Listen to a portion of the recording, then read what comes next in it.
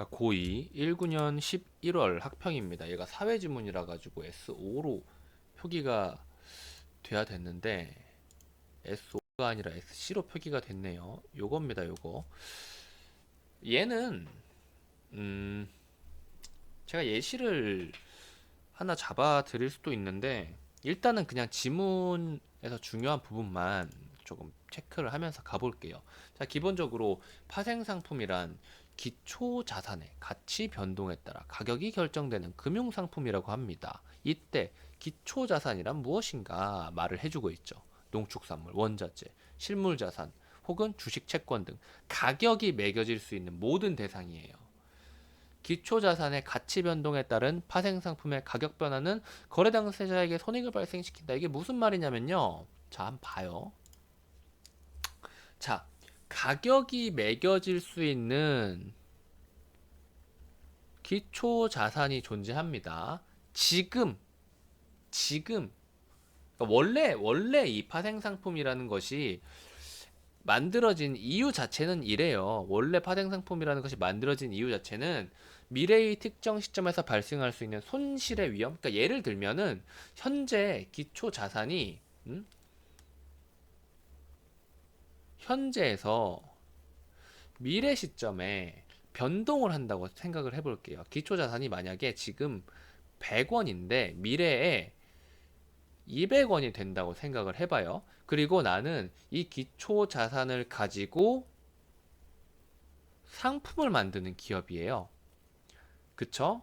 상품을 만드는 기업이라 가지고 현재 시점에는 그리고 미래 시점에 현재 시점에는 이 기초자산 현재 시점을 가지고 하는 거기 때문에 뭐 특정한 이득이 발생을 한다고 현재는 뭐 이윤이 발생을 한다고 생각을 할 수 있는데 근데 기초자산의 가격이 미래에 불투명한 상태에서 갑자기 올라 버렸어. 하지만 우리는 상품 가격을 바로 바꿀 수가 없죠.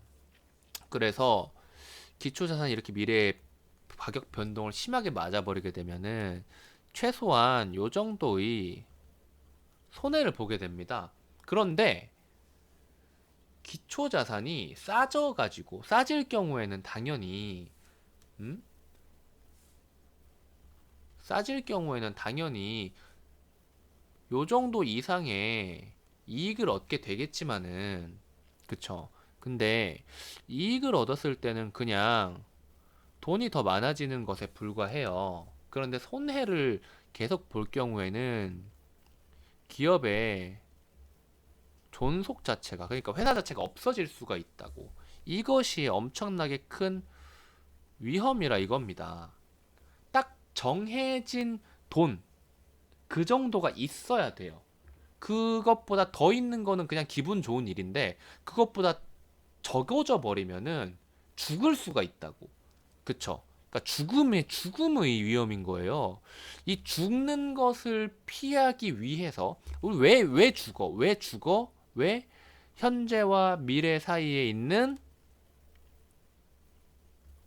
불확실성 때문에 죽는 거예요. 불확실성 때문에 죽을 수도 있고 돈을 더 벌 수도 있는데 그 중에서 이 죽음을 회피하기 위해서 일단 생겨난 거란 겁니다. 오케이? 요게 파생상품인데 이 파생상품이 무엇이냐? 그렇다면은 그냥 미래에도 기초자산 한 개를 100원에 삽니다. 라는 약속이 아니라 효력이 있는 계약인 거죠. 미래에 기초자산 하나를 100원에 삽니다라고 정해버리는 거예요. 그쵸? 자, 그러면은 미래 시점에 기초자산 가격이, 기초자산 가격이 50원으로 내렸을 때, 그리고 200원으로 올랐을 때, 나는 어쨌든 100원에 사야 되죠. 그쵸? 그러면은 어떻게 돼요? 위랑 이렇게 똑같은 색깔로 할게요. 200원에 사야 되면은 200원에 사야 되는 게 아니죠. 미래의 기초자산 가격이 200원으로 올랐는데 나는 100원에 살 수 있어. 그쵸? 나는 100원에 살 수 있어. 이 계약의 가치 자체가 100원이 되는 겁니다. 오케이? 이 계약의 가치 자체가 100원이 된다고. 왜? 왜? 나는 100원에 사가지고 200원에 팔면 되잖아. 100원 이득을 얻는 거야. 그치? 근데 요 위의 경우 미래의 기초자산이 50원이 돼버리는 경우 100원으로 정해버리는 요 계약은 사실상 50원을 손해보는 거죠. 50원에 살 수 있었던 걸 100원에 사야 되는 거잖아. 그치? 그치?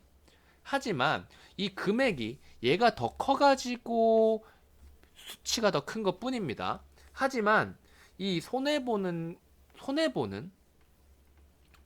이거 손해보는 게 아니죠. 기업의 입장에서는 이 빨간색으로 해놓은 죽음을 피하기 위한 입장인 거라서 뭐 요거를 노린다. 이야기가 좀 다른 데로 흘러가고 있는 것 같은데 이런 목적 때문에 만들어진 파생 상품이 가치를 가져버리게 된 거예요. 이러한 미래의 기초자산 하나를 100원에 사기로 한 계약 자체가 미래의 불투명한, 불확실한 이 기초자산 가격의 불확실성 때문에 이 계약 자체가 추가적인 가치를 만들어내거나 아니면 손해를 주거나 이득을 주거나 할 수가 있게 됐다고. 이 구매 혹은 판매의 계약을 거래하는 금액이 이런 느낌이 되는 거겠죠. 얘 가치가. 그래서 이 계약 자체를 사고 파는 겁니다. 계약 자체를 사고 파는 거예요. 그러니까 원래 계약하기로 했던 사람들이 바뀔 수도 있겠죠. 계약을 중간에 거래함으로써. 이게 이제 파생 상품이 나오게 된 배경이었어요. 안정성을 위한 거죠. 기초적으로. 기본적으로 안정성을 위한 겁니다. 읽어봅시다. 자, 파생 상품이 여기 뒤에부터 할게요. 만들어지기 이전에는 불확실성으로 인해서 당연히 두려웠겠죠. 그래서 거래 당사자들은 이해관계가 일치하는 경우에 기초 자산을 정해놓은 시점에 미래의 특정 수량을 특정 가격으로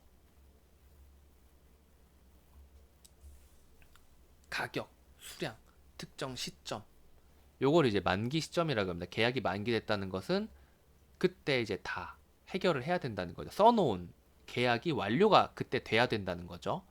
그때 인도하기로 하는 물건을 돈을 주고 받는 그런 계약을 통해서 미래의 위험에 대비하고자 하였다. 그래서 19세기 중반 이전까지는 선도라는 파생 상품이 있었는데 이 선도란 현물 거래와 형태가 일단 달랐대요. 선도의 형태 자체에 대해서 설명을 안 하고 있죠. 그쵸? 선도의 형태는 생략을 한 겁니다. 그쵸? 선도의 형태는 그냥 생략을 했어요. 그냥 궁금해하지 마. 그냥 생략한 거야. 현물 거래의 형태가 달랐다까지만. 그래서 어찌 됐건 이 선도는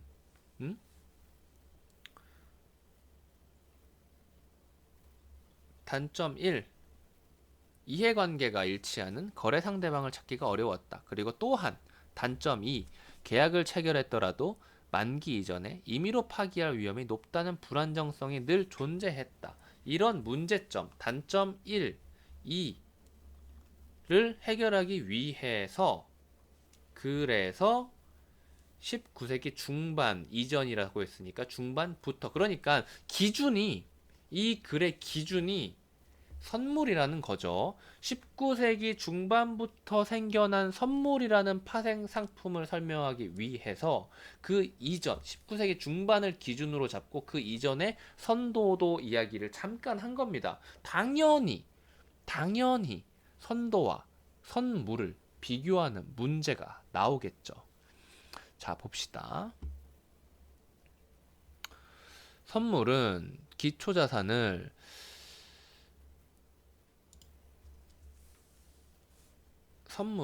기초자산을 계약 체결 시점에 정해놓은 가격과 수량으로 계약 만기 시점에 거래한다. 정해놓는 거는 계약 체결하고 거래 자체는 만기에 이루어지는 거죠. 그쵸? 그러니까 계약 체결 시점이 있고 계약 만기 시점이 있는데 계약 체결 시점에는 약속을 하는 거고요. 그리고 계약 만기 때는 실제로 이 약속한 바를 거래로 이행하는 겁니다. 그쵸? 하지만 공인된 거래소에서 거래가 이루어진다. 자, 여기가 선도와 선물의 공통점이고 하지만이 차이점입니다. 그쵸? 보시면요.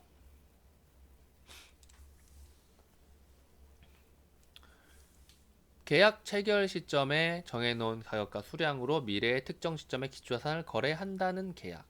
요게 이 둘의 공통점이었습니다. 그쵸? 하지만은 뭐라 그래요? 차이점이라고 이야기를 하고 있어요. 그래서 얘가 답인 건데 얘를 이제 하나 봐도 어차피 답이 똑같이 나와요. 써져 있단 말이야. 내용일치라서. 그런데 어찌됐건 이 둘을 비교하는 것이니까 우리가 먼저 읽어가면서 공통점과 차이점을 확실하게 잡아놓고 들어가면 좋을 겁니다. 이 문제 자체는 애초에 처음부터 이렇게 공통점이랑 차이점 이렇게 해놓고 봐봐요. 앞에 선도에서 선도의 계약 형태가 생략이 되어 있는데 얘를 여기서 설명을 해준 거죠. 그러면서 이게 선물과의 공통점이란 이야기를 한 거예요. 이 포인트를 가지고 바로 답을 만들어 놓고 나머지는 채워 놓은 겁니다. 오케이? 자, 그래서 이 차이점에 대해서 이야기를 하는데 첫째입니다. 차이점 첫째, 그리고 둘째, 그리고 셋째 요 녀석들로 인해서 어떻게 거래 안정성이 확보가 됐다. 그래서 튀거나 상대방을 찾기 어려운 선도의 단점이 해결돼서 사람들이 거래를 활발하게 당연히 할 수 있게 됐겠죠. 그 결과 선물은 미래에 대비하려는 수단이기도 하고요. 당사자들한테. 그리고 그 약속 자체를 거래하는 사람들은 이걸 가지고 돈을 벌 수 있는 이 기초 자산이 꼭 필요하지 않은 사람이더라도 자기가 엄청난 인사이트를 가지고 기초 자산이 가격이 미래에 어떻게 변동할 것이다라는 예상을 한다면은 이걸 바탕으로 거래를 할 수 있게 되는 거예요. 이 선물 거래에 이거는 꼭 보셔야 됩니다. 선물 거래에서 아주 명작인 영화가 있어요. 아주 명작인 영화. 바로 빅 쇼트라는 영화입니다. 넷플릭스에도 있고요. 꼭 보세요. 굉장히 재밌습니다. 그래서 이게 무슨 이야기냐면은 모두가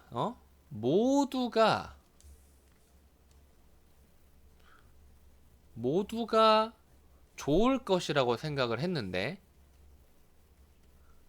혼자 망할 것이라고 예상을 할 경우 여기에 들어가는 배당금이 훨씬 더 커지겠죠. 혼자 마이너스로 예상할 경우 어떻게 되냐? 자, 미래에 무조건 가격이 마이너스가 될 거라고 예상을 하는 거예요. 그래서 미래에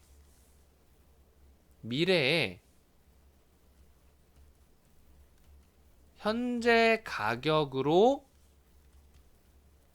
판매할 수 있는 선물 거래를 한 겁니다.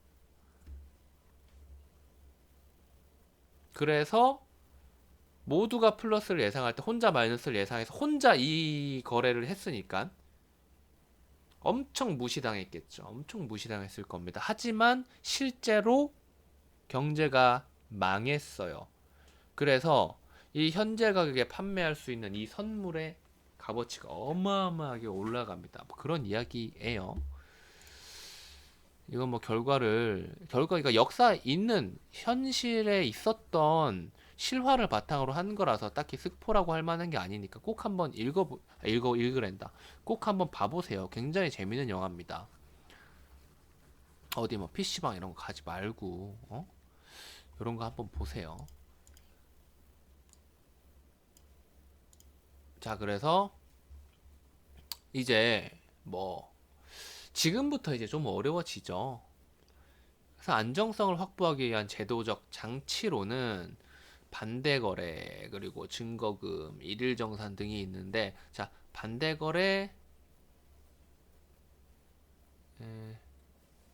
증거금, 그리고 일일정산, 요렇게가 있습니다. 반대거래가 뭐냐?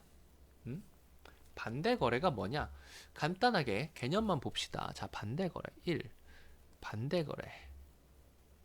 요즘 선물입니다. 선물에서 안정성 확보하는 제도인데, 사람들이 이 거래를 만기 때까지 유지하고 싶은 사람도 있고, 유지하기 싫은 사람도 있고, 중간에 팔고 싶은 사람도 있고, 중간에 사고 싶은 사람도 있을 거예요. 그쵸? 그래서 만약에 계약 시점이 있고요. 만기 시점이 있다면은 이 중간 시점에서 이 계약을 제 3자에게 양도하거나 마찬가지로 양수를 할 수 있는 거죠.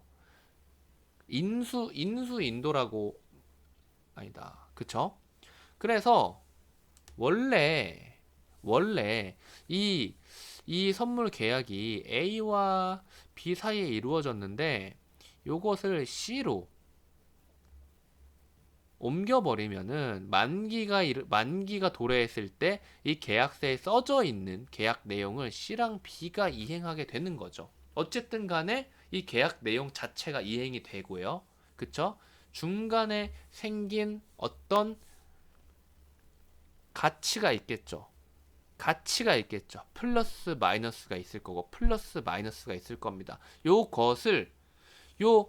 중간 시점까지는 A가 먹는 거고, 그쵸? 중간 시점까지는 A가 먹겠죠. 그리고 C가 이 계약을 갖게 된 이 순간부터는 C가 먹는 거죠. 그쵸? 그래서 손해를 볼 것 같으면 지금부터 손해를 볼 것 같다. 그러면 이걸 파는 겁니다. 혹은 지금부터 요 계약이 이득을 볼 것 같은데 라는 생각이 들면은 다른 사람이 들고 있는 계약을 살 수도 있겠죠. 그리고 2번. 2번. 증거금입니다. 그리고 3번이 일일정산인데, 자, 보시면요. 되게 재밌는 게 2번 증거금이랑 그리고 3번 일일정산을 합쳐놨어요. 하지만 일단 증거금부터 봐야겠죠. 증거금은 계약 당사자가 계약을 확실하게, 우리 같은 경우에는 부동산에서 계약금 같은 게 있겠죠. 그래서 부동산 계약금 같은 경우에, 자, 부동산 계약금 같은 경우에 내가 만약에 월세를 못 내잖아요. 그럼 어떤 일이 벌어지냐? 처음에 넣어놨던 계약금에서 차감을 하게 됩니다. 얘도 좀 비슷해요. 얘도 자, 일단 이 부동산, 이 집에 들어가 살아야 될 거 아니야. 혹은 요 거래를 발생시켜야 될 거 아니야. 그쵸? 그래서 처음에 이것을 개시합니다라는 증거금을 냅니다. 그쵸? 그리고 이 개시 증거금이란 무엇이냐? 요런 거는 꼭 체크를 해 두셔야 돼요. 계약 체결 시점에 정해진 계약 체결, 이거 공식이잖아, 그치? 계약 체결 시점에 정해진 기초자산의 가격의 수량을 곱한 액수의 일부이다. 그리고 얘는 상대적으로 적은 금액이다. 유지 증거금은 무엇이냐? 개시는 했고요. 개시는 했는데 이 개시 이후에 이 거래가 계속 유지되냐 말아야 되냐의 기준은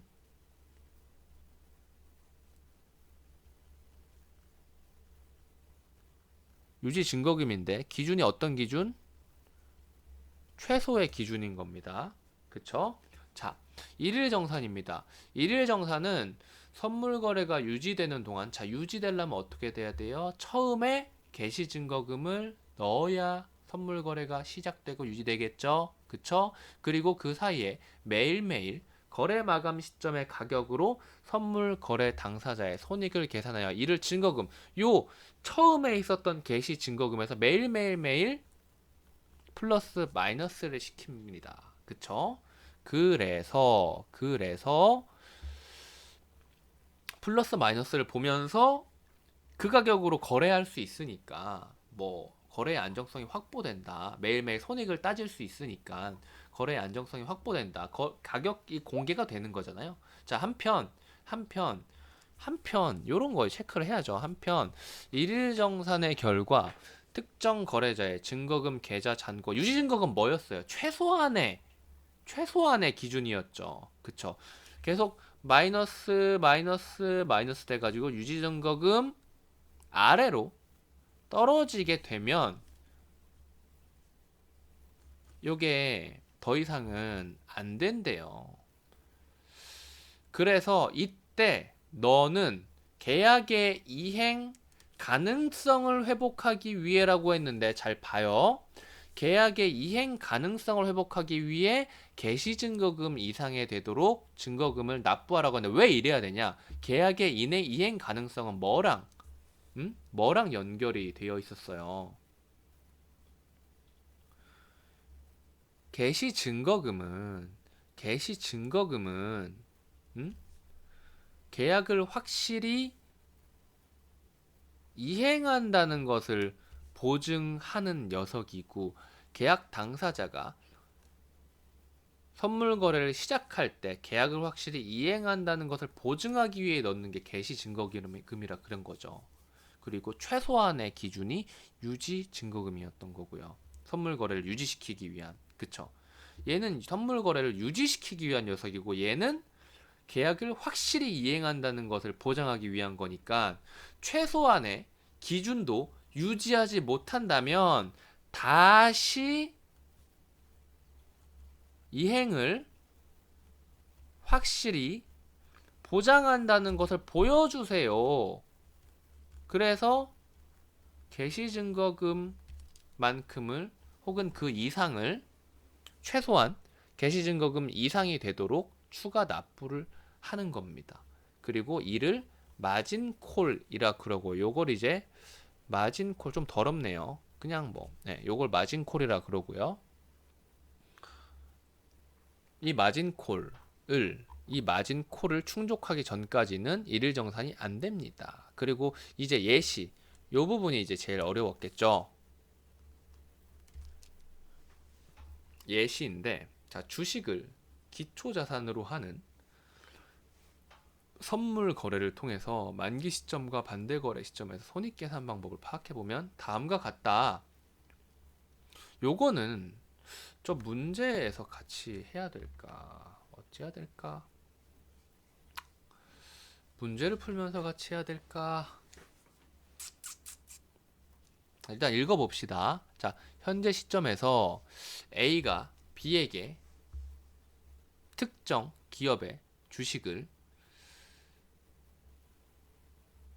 특정 시점에 수량 정하고 가격 정해서 사겠다라는 계약을 B와 체결한다. A가 B에게 사겠다는 건데 선물을 산 거죠. 그 계약을 산 거죠. 계약 시점의 선물 가격은 계약 만기 시점에 거래하기로 정한 주식 한 주당 가격이래요. 계약 체결 시점의 선물 가격은 계약 체결 시점의 선물 가격은 계약 만기 시점에 거래하기로 정한 주식 한 주당 가격입니다. 만약 이 계약이 만기 시점까지 유지가 되면 A의 손익은 계약 만기 시점의 요 만기의 주식의 가격에서 계약 체결 시점의 선물 가격을 뺀 것, 그리고 거래 승수를 곱하고 계약수를 곱하는 것은 제외하고 왜 얘가 손익이 이렇게 정해지는가? 요거는 근데 식으로 하면은 엄청 편하단 말이에요. 자, 보시면요. 자, 보시면 지금 여기입니다. 요거. 자, 여기가 이 100원이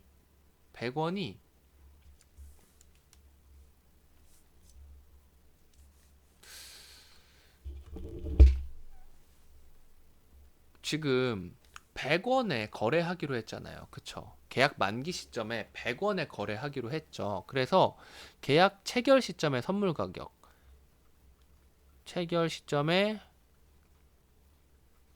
선물 가격은 만기에 100원에 거래하기로 했으니까 100원인 거죠. 그쵸? 그리고 계약 만기 시점의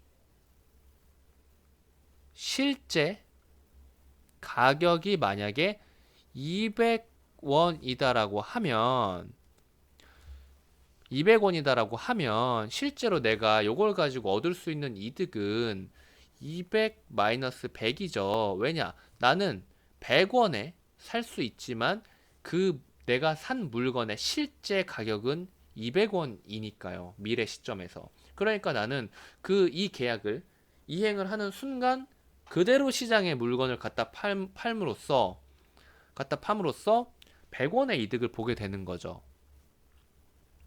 그쵸? 여기에다가 승수를 곱하고 그 다음에 거래 수를 곱하는 거예요. 근데 요 녀석들은 그냥 곱해주기만 하면 되는 거죠. 마찬가지로 만기의 실제 가격이 100원보다 아래가 돼버리면 손해를 볼 수가 있게 되는 거죠. 오케이? 이때 B의 손익은 당연히 A의 손익과 정반대가 됩니다. 한 명이 이득을 보면 한 명이 손해를 볼 수밖에 없는 거죠. 그런데 만약에 계약 만기 시점 이전에 A가 C에게 자신이 보유한 선물을 파는 반대 거래가 이루어진다. 자, 이거 봐요. 보면은요. 지금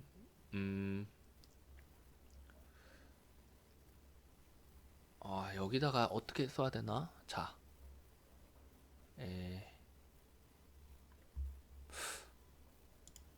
저 아래다가 쓰는 게 나을라나? 공식을 보면요. 여기다가 씁시다. 여기다가. 자, 요 위에다가 쓸까? 요 아래다가 쓸까? 계약 지금 계약 만기 시에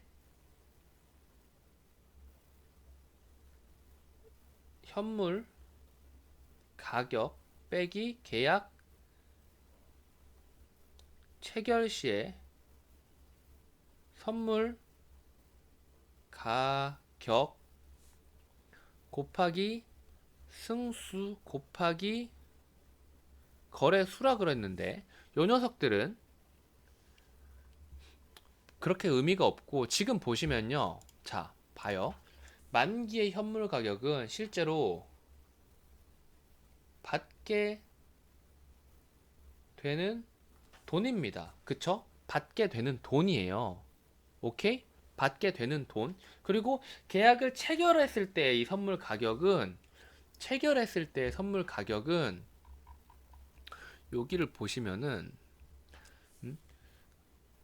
계약 체결 시점의 선물 가격은 계약 만기 시점에 거래하기로 정한 주식 한 주당 가격이다. 그쵸? 거래하기로 한 주식 한 주당 가격이다. 그러니까 약속한 가격이죠. 얘는 약속된 만기의 가격인 거예요. 그리고 실제 만기의 가격인 거죠. 앞은. 오케이? 실제 만기의 가격인데 실제 받게 되는 돈이라고 생각을 하시는 게 편할 겁니다. 왜냐면은 우리는 반대 거래까지 생각을 해야 돼서 그런데 이제 반대 거래로 내려가 볼게요. 반대 거래로 내려가면은 반대 거래가 이루어지면 A의 손익은 A와 B가 계약을 만기까지 유지한 경우 A의 손익 계산 방법에서 계약 만기 시점의 주식 가격을 반대 거래가 이루어진 시점의 선물 가격으로 바꾸기만 하면 된다 라고 하는데, 얘를 그대로 반대 거래가 이루어진 시점의 선물 가격, 반대 거래가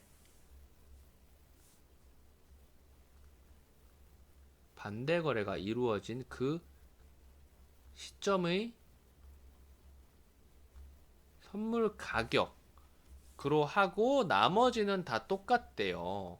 왜 이런 일이 벌어졌느냐? 지금 보시면요. 만기가 오기 전에 선물을 거래한 거예요. 그쵸? 만기가 오기 전에 선물을 거래한 건데 이 앞은 뭐였냐면 만기가 왔을 때 내가 실제 받게 되는,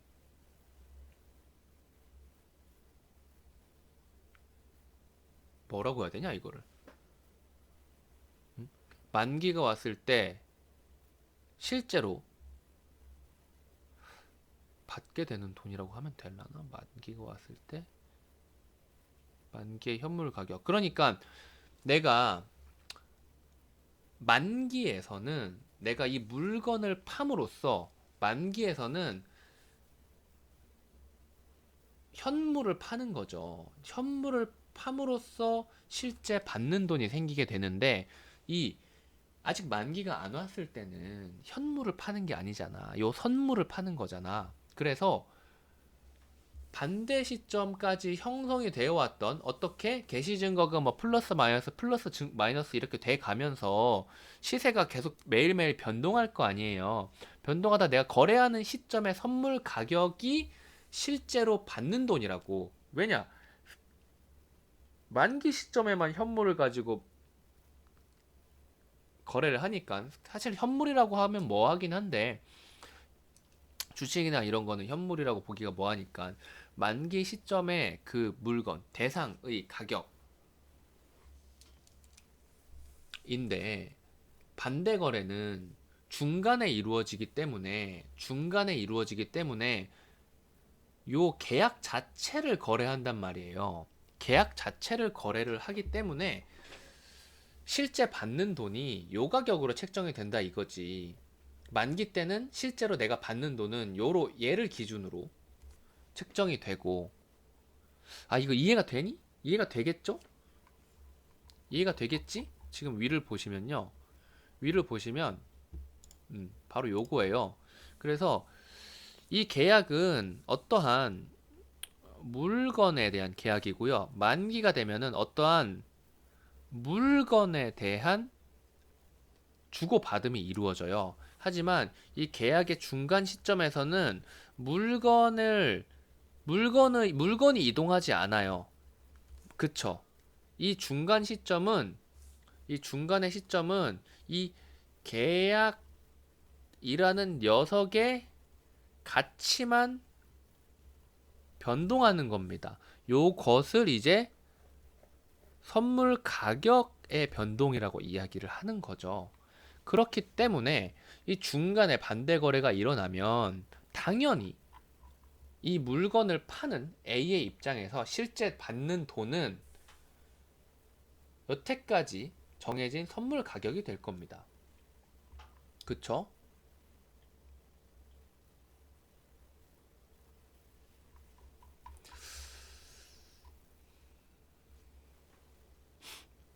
그래서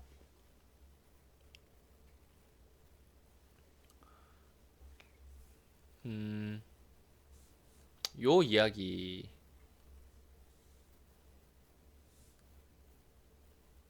예, 여기 요렇게 이제 바꿔주면 된대요. 그냥 이거를 그냥 적용을 하는 문제인 겁니다. 얘는 이제 아까 이야기했던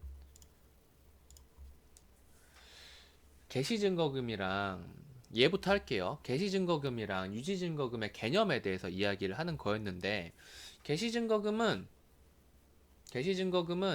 거래를 시작하기 위한 건데 어떠한 목적을 가지고 있다고 하죠? 계약을 확실히 이행한다는 것을 보장하기 위한 거죠. 그리고 유지증거금은 뭐예요? 계약을 개시증거금은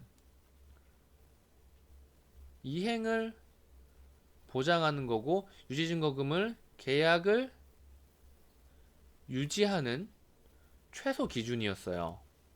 그렇기 때문에 시작을 하고 계속 까이다가 유지증거금 아래로 내려가게 되면은 너 계약 이행 보장이 안 된다. 계약 이행 보장을 다시 시키자. 개시증거금 이상으로 돈을 채워 넣어라. 라는 마진콜이 발생하고 이 과정에서 더 이상 일일 정산이 이루어지지 않는다라는 이야기를 했죠. 요것과 이제 요것에서 적용을 해서 이 문제를 풀어보시면 됩니다. 얘는 답이 딱 요 마진콜을 할 때 개시증거금을 기준으로 하냐 유지증거금을 기준으로 하냐 요게 딱 포인트였잖아. 유지증거금이 아니라 개시증거금이었던 거죠. 그쵸? 그래서 유지증거금에서 S2를 뺀 만큼이 아닌 겁니다. 개시증거금이 되어야 되는 거예요. 답은 4번인 거고 요 포인트가 제일 중요한 포인트였고 여기서 문제를 냈죠. 출제자가 친절하게. 물론 이게 아닐 수도 있겠지만은 내가 포인트를 잡았다면 그 녀석부터 찾아보는 게 좋습니다. 나머지 녀석들은 스스로 확인을 하셔도 될 것 같은데 얘도 간단하게 기준만 잡고 갈게요. 자, 보세요. 자, 선물, 레버리지, 개시증거금 몇 배, 큰 수익, 큰 손실이죠. 자, 뭐였어요? 개시증거금 몇 배, 가격 변동의 몇 배. 요게 포인트였습니다. 개시증거금 있는 부분을 읽어보면은 이건 어떤 녀석일까요? 기초자산의 가격에 수량을 곱했다. 기초자산의 가격에 수량을 곱한 액수의 일부이다. 그러니까 엄청 이 수량을 늘려도 나는 일부만 내면은 선물 거래를 시작할 수가 있는 거죠. 그쵸?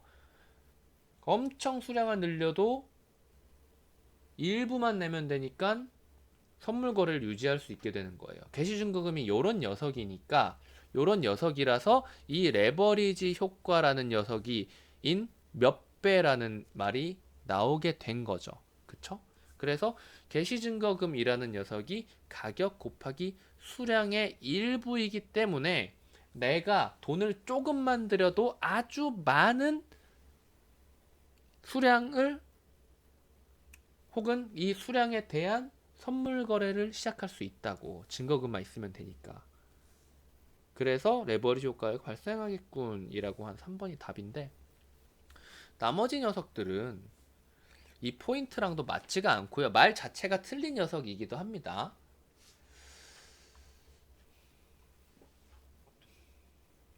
근데 선지 하나하나 지금 좀 짚어주고 싶긴 한데 문제가 아니라서. 근데 얘는 이제 마지막 부분을 이야기하면서 이 문제를 풀기는 해야 돼요. 그래서 에, 다 읽어봤잖아. 여기 적용을 해봐야죠. 2000땡땡년 5월 10일 갑은 세모세모 기업의 주식을 15만원의 가격에 사겠다는 5계약을 체결한대요. 그런데 5월 30일에 반대 거래가 있었고 여기에는 체결이 되어 있었는데 이제 갑이 을에게 15만원에 사겠다는 5개의 계약을 체결하는 겁니다.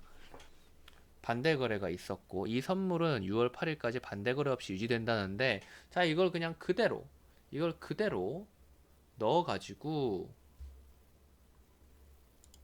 이걸 그대로 넣어가지고 지금 반대 시점의 선물 가격 이야기를 하는 거죠. 반대 시점의 선물 가격은 반대 거래가 일어났으니까 반대 시점의 선물 가격은 얼마입니까? 12네요. 그쵸? 12, 12, 12. 그리고 체결된 선물 가격은 얼마죠? 약속된 만기의 가격이었죠. 얼마에 사기로 했나요? 빼기 15입니다. 곱하기 승수 10 곱하기 거래수 5인 거죠. 이미 마이너스 3에다가 50 하니까 마이너스 150 손해네요. 자, 일단 읽어봅시다. 상황을 이해한 내용으로 적절하지 않은 거 찾는 거고요. 적절하지 않은 거 찾는 거고요. 5월 10일에 갑과 을의 선물 거래가 이루어질 때 갑은 을에 대해서 선물의 매수자, 선물의 매도자가 된다. 이게 뭐죠? 이게 선물의 매수자, 선물의 매도자 요 개념을 찾아야 되나요? 사는 게 누구죠? 사는 게 사는 게 사는 게 갑이고 파는 게 을입니다. 선물의 매수자, 선물의 매도자 요거 말이 어디 나왔었나요?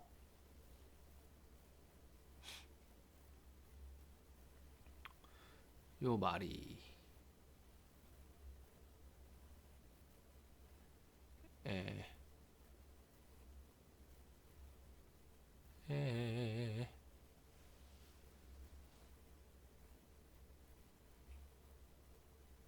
여기 있네요. 요거 맞나요? 요거 말고 지문의 다른 부분에도 있니?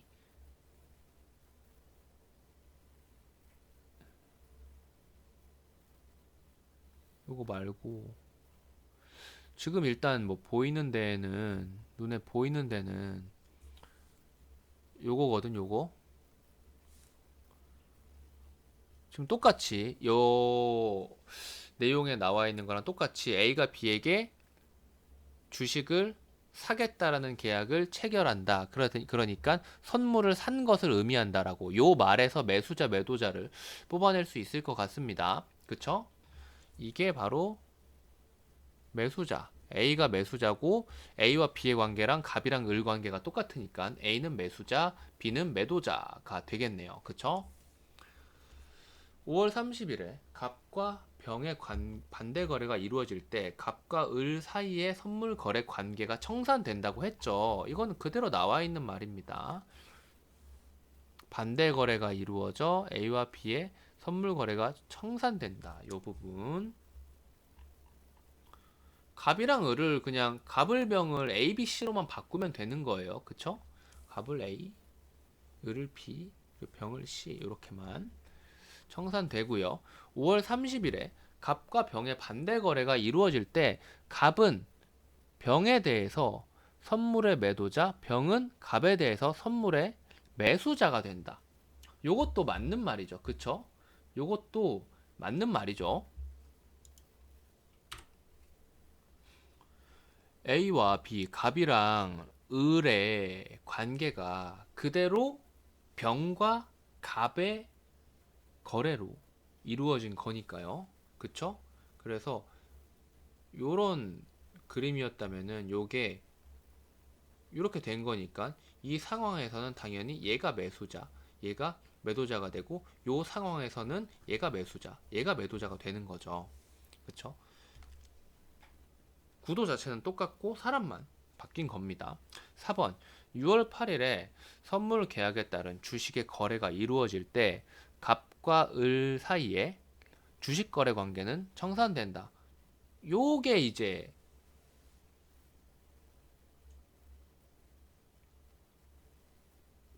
요 주식 거래 관계는 요 주식 거래 관계는 뭐였어요? 이 선물을 가지고 있는 사람들 사이에서 있는 거죠. 그쵸? 선물을 가지고 있는 사람들의 관계가 청산되는 거예요. 그래서 이 주식 거래 관계? 청산? 얘는 애초에 자, 이걸 봅시다. 위를. 지금 보시면요. 현물 거래 관계 청산에 대한 이야기가 아예 안 나와 있어요. 그쵸? 그쵸? 얘는 그냥 계약 만료일에 음? 요 이야기를 하는 거예요. 요 이야기. 그냥 계약 만기 때 계약에서 정한 대로 한다. 딱히 청산이라는 단어랑 연관 지을 의미가 없긴 하지만 이 청산이라는 게 약속한 것이 뭐 끝난다라는 식으로 생각을 한다면 약속한 것이 끝난다라는 식으로 생각을 한다면 갑과 을 사이에 주식 거래 관계가 청산이 되는 게 아니라 을과 병 사이의 관계가 병으로 옮겼으니까 요렇게 이야기를 할 수도 있는 거고요. 하지만 청산이라는 녀석을 실제 실물 거래에 연결을 짓지 않았으니까 청산이라는 단어를 쓰는 것 자체가 옳지 않다라고도 볼 수가 있겠고요. 5번은 주식의 거래가 이루어질 때 을은 병에 대해서 을은 병에 지금 요 주식을 사기로 한 약속을 요때 이행을 하는 거니까 을은 매도하는 거고 병은 매수하는 거죠.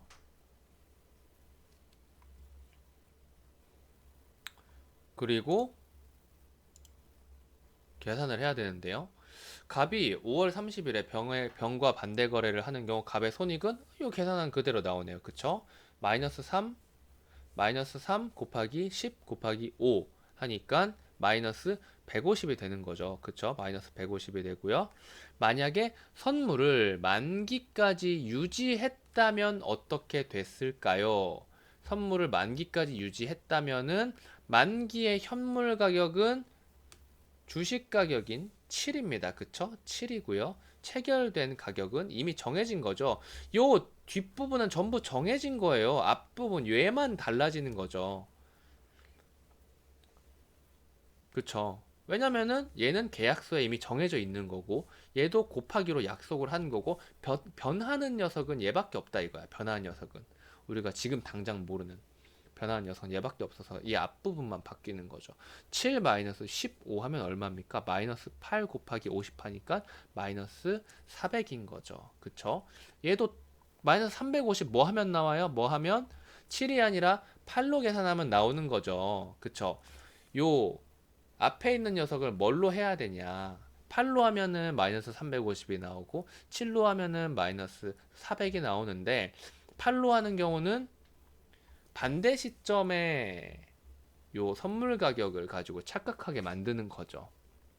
이거 바탕으로 350, 400 나오게 하는데 400이었고요. 답은 2번이었습니다. 여기까지 할게요.